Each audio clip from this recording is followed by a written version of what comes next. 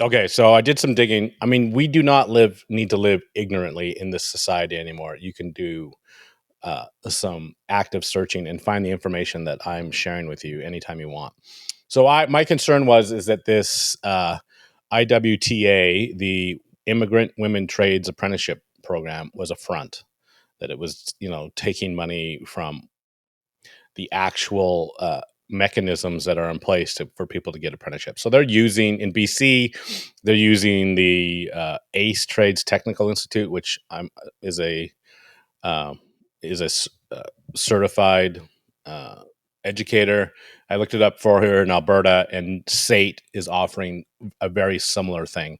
And they have earmarked the federal government in March of 2024 $1.5 million of funding for this specific group. And basically, you get your, um, they provide what's interesting, right? Like the government sucks, man.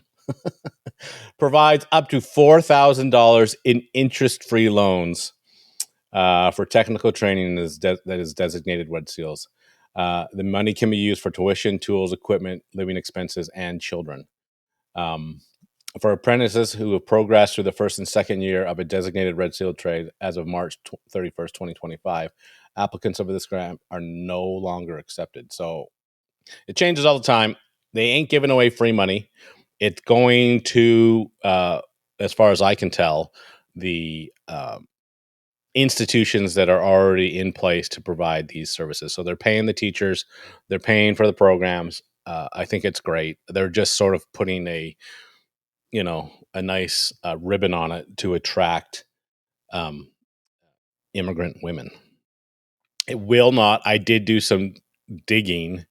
It does not say how many people have gone through the program, um, or are currently enrolled. I can't find any of that information. Probably because they don't want you to know. Because it's like if there's 165 women in the trade, then there's like 5 uh, immigrant women in this trade program. I mean, I could be wrong. I don't know, but I would have to do a much deeper dive, which I don't have time for today. But anyway, uh, I think it's great. I think we need to be aware of what's going on in our trade. I think it's a great time to get into it. Nothing's changed in that regard, and just I think we need to be aware. And the only concern I have about all these programs is lots of these things are sort of shell games for people to make money. Whoever's running these programs is they're like, okay, I'm going to provide all this money or funding, not really funding, loans to vulnerable people, frankly, and I'm going to pay myself, $250,000 a year as the president and CEO of whatever they're calling this thing. PICS is what this one's called. What does PICS stand for?